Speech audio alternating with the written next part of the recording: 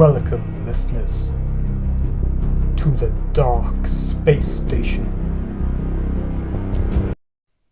Hey, Dark Space Station fans, if you've liked what you've heard so far, please don't forget to leave a like, a subscribe, and also to keep notified for all upcoming stories.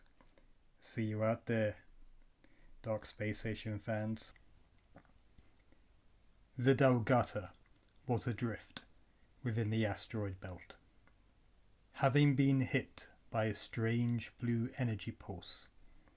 From the small bridge, Serena could see where the pulse had come from, a large ball of rock some distance away. She'd seen the first few flashes before the Delgata went dark. When the first blast hit, she lost contact with Rick. She had no idea if he was alive or if he'd been sucked out into space. Her frantic calls over the comlink had gone unanswered. Every screen was blank, and she sat alone in the cold darkness, the only light, the ominous blue beam that was intermittent. Within the engineering section, Rick held onto the railing. His right foot was completely destroyed. No amount of surgery was going to save it. He'd need to have it amputated if they ever got back to Earth. His blood was draped across the floor, away from the obsidian metallic entity which had dropped dead after the Delgata had been rocked by that blue beam. He tried calling through to Serena, but got no response with each attempt. He tried to close the open airlock, but the controls were dead. It seemed all forms of electrical devices had been affected. Needing to check on Serena, he slowly made his way back through the ship before knocking on the door leading to the bridge. Serena? Serena, are you okay? He called out. Rick! Oh my God! Rick! Thank God you're all right. Barely. Got mangled pretty bad by one of those things. Serena, what the hell's going on out there? I don't know. There's a pulse of some type coming from the asteroid, not too far away.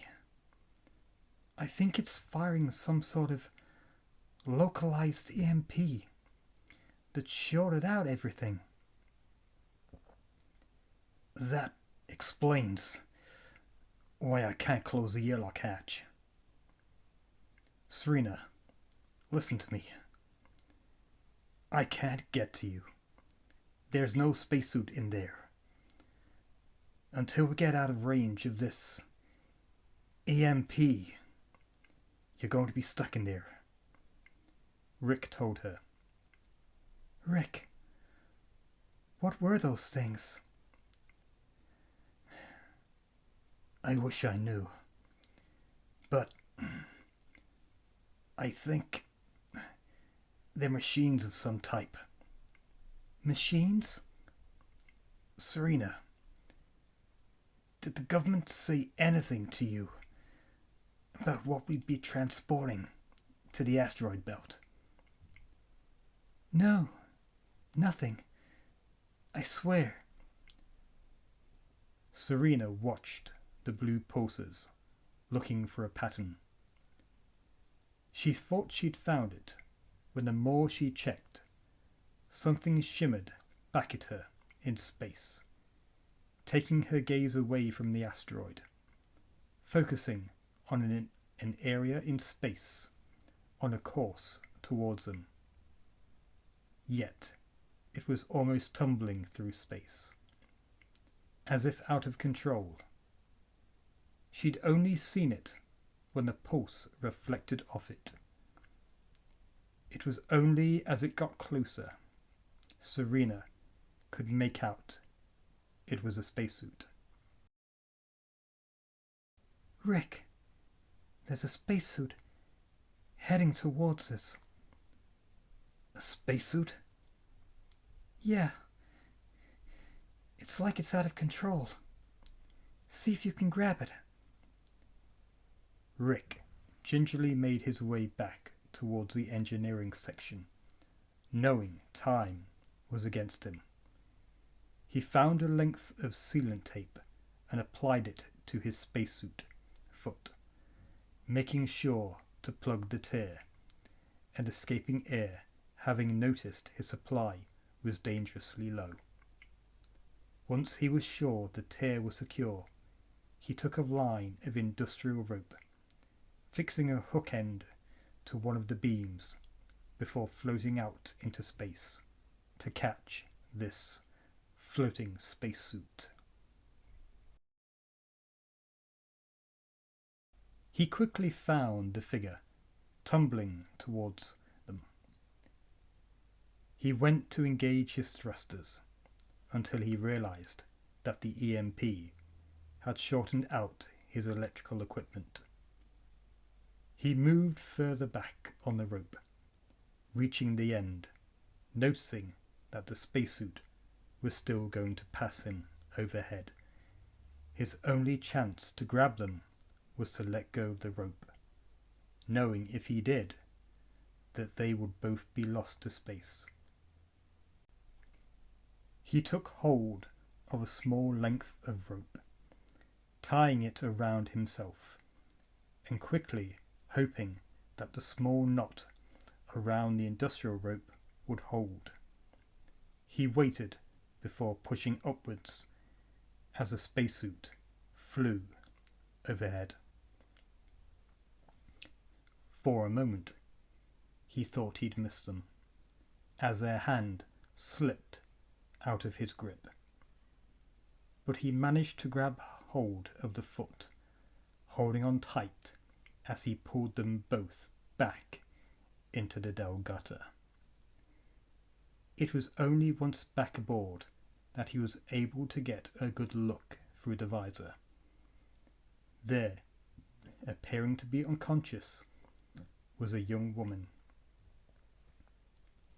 As Rick lay on the floor, his oxygen supply almost empty, his communication system started crackling to life. Rick, come in. I've got the power back. I'm closing the outer hatch. As the air readout display in Rick's visor hovered dangerously over the critical condition, he felt his last few breaths were upon him. His injury was killing him, and a lack of oxygen was starting to force him in and out of consciousness. If this was his last few moments, and they had been that he had saved this mysterious person from space, then he could depart happy, yet confused as to who this person was, or what their story had been. That would have to be Serena's to discover.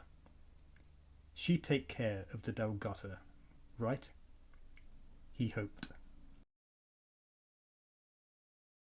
He heard the clunk and lock of servos as the airlock sealed and began repressurizing the compartments, which had, if only briefly, been held in the vacuum of space. As his eyes started to turn more leaden, and he could feel himself slipping in and out of life, he felt his helmet being pulled off him before he slipped out into darkness. Serena watched as the airlock in main engineering closed.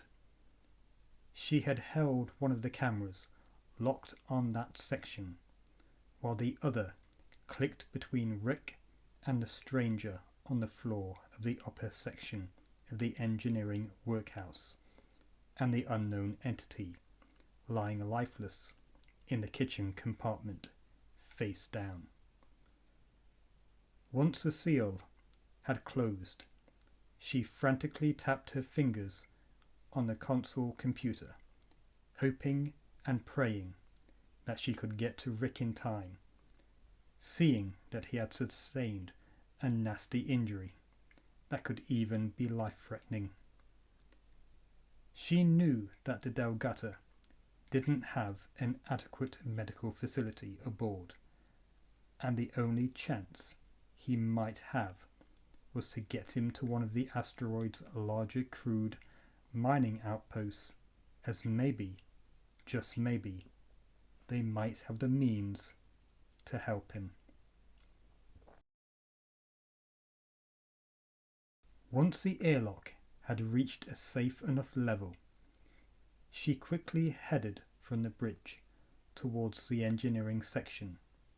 Having left the doors all unlocked, she could see Rick laying on the floor.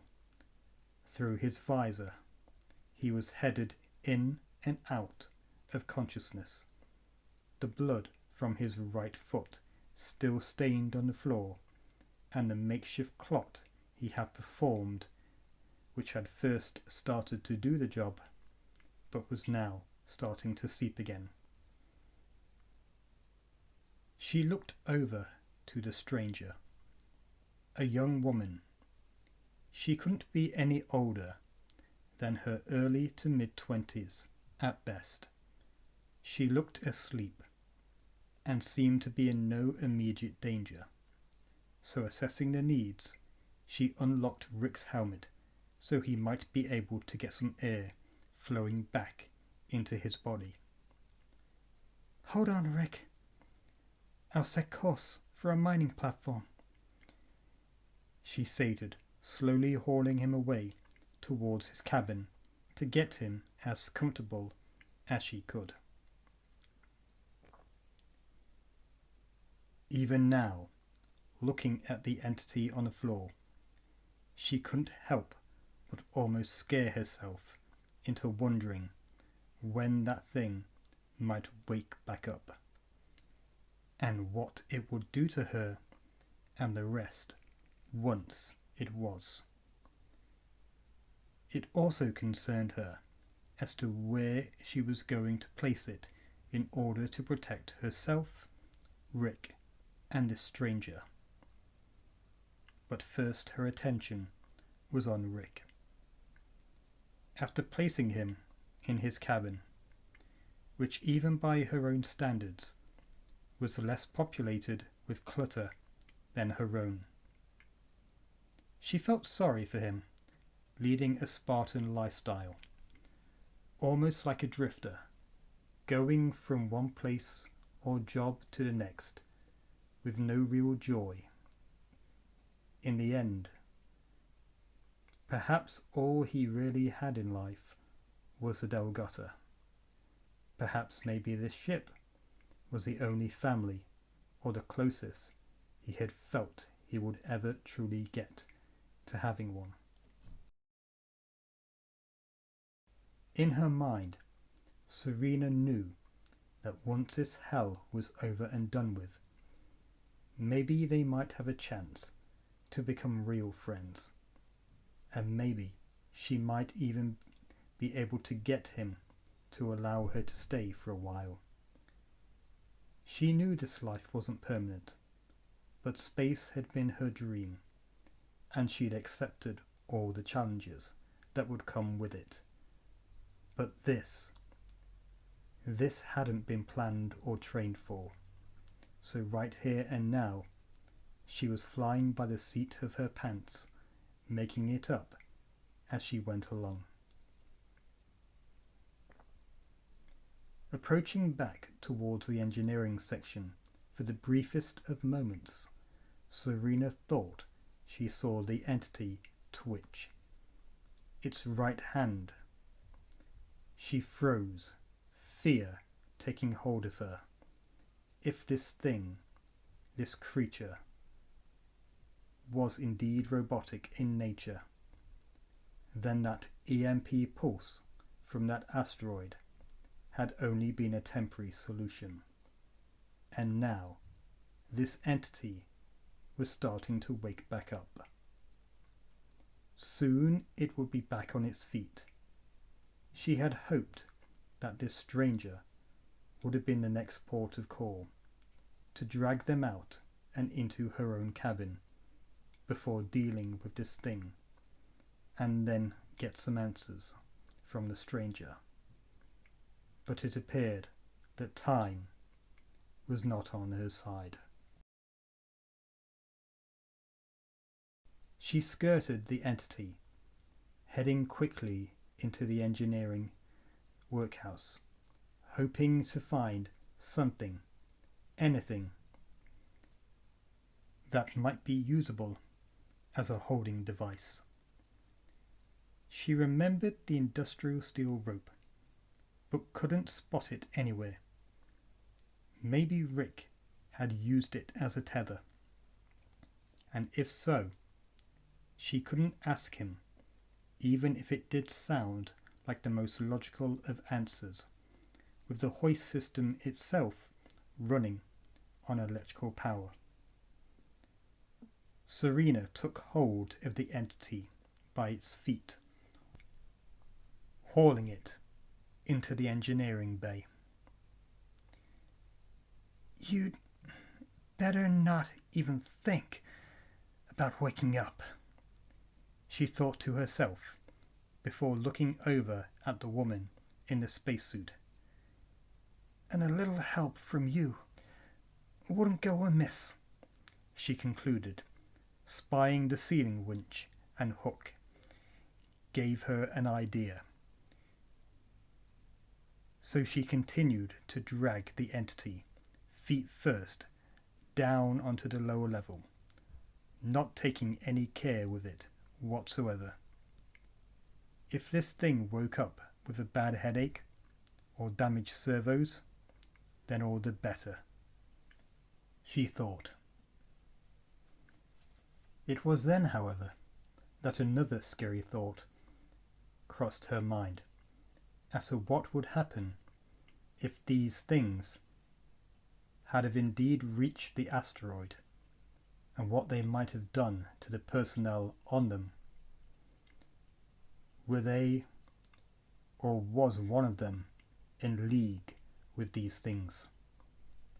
Maybe that woman was in on a secret plan, but to what end? She wasn't sure. After placing the entity over the airlock, she lowered the winch and hook, wrapping it around its legs and securing it tightly, knowing it would be held in place once it was off the floor, and if all else failed, it could be flushed or dropped out into space. The hoist started to engage. She watched as each inch of the tether began its upwards journey to the ceiling. Just as she began to breathe a momentary sigh of relief, the creature's head arose, looking directly, almost as if into her very soul. It sent a wave of frozen fear through her, pinning her into position as it crawled with almost cat-like speed with its arms and hands towards her, as the tether held its legs in place.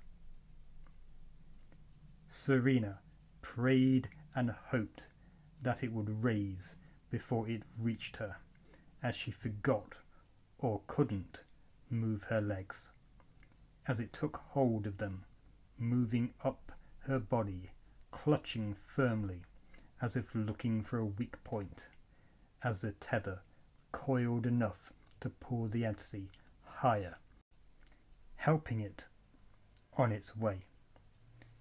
Still, she couldn't move. It wasn't a case that she couldn't, more that this thing held her in abject terror. The tether rose higher. The creature rose with it, reaching her shoulders, knowing it was moments away from her neck. She remembered the broken foot of Rick's, knowing this thing could crush her throat in a split second if it wanted, and almost knew that had been this thing's intent.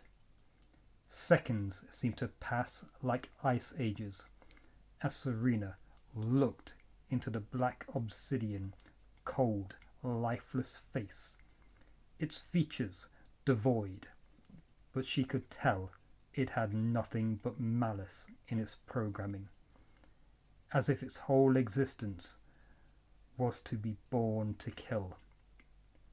One cold hand gripped her neck, followed by another, and she began to feel the squeeze, her breath becoming laboured, the very life being choked out of her. Serena tried to prise her hands away, but they held tight as she felt her own feet start to move forwards, ready to be lifted off the ground. This entity almost planning to not only strangle her to death, but to then drop her from height to prolong the torture. She was ready to accept her fate, knowing she had done all she could to spare Rick. Hopefully, this thing would remain trapped in place, unable to break free. Maybe in time it would, but hopefully by then it would have given Rick and the stranger enough time to get away from it.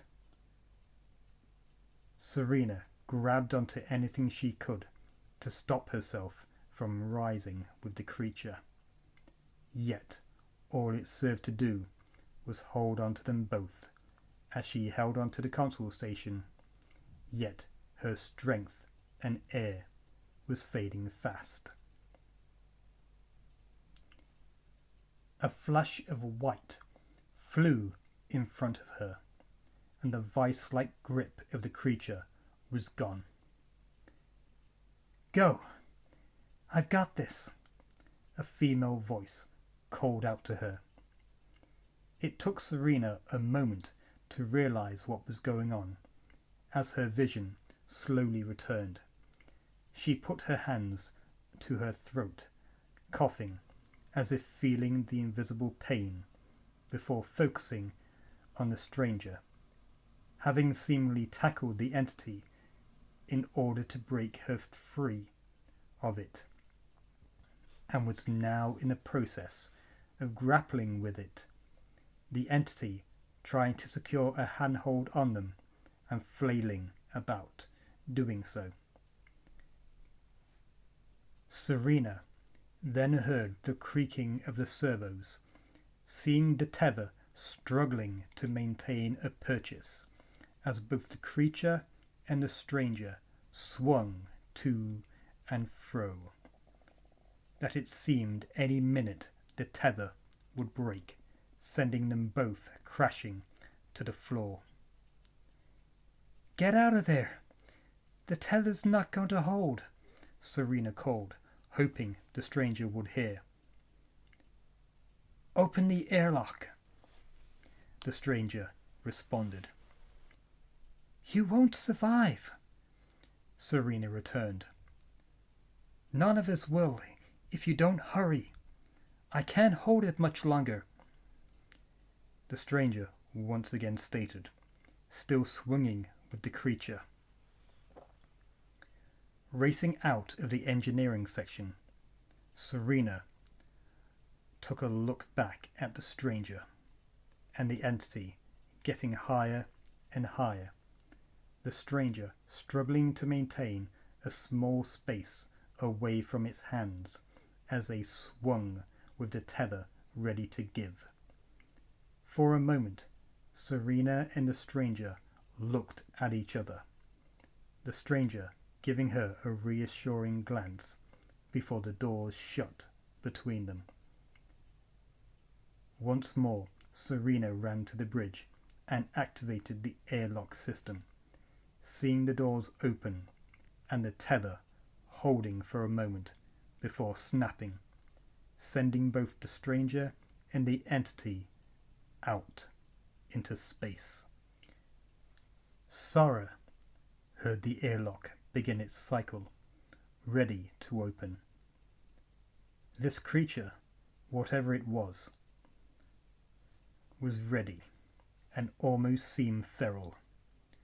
To her credit, her onboard annoyance had kicked back in, and Cam had been relaying instructions of where this creature might be trying to grab her next. It had been a running battle. Each block seemed to instantly be followed by another grab, as she clawed and grabbed to maintain a higher purchase as they both swung. Sarah had no idea where she was or who the woman was who must have saved her. She was only glad she had, knowing she owed her life.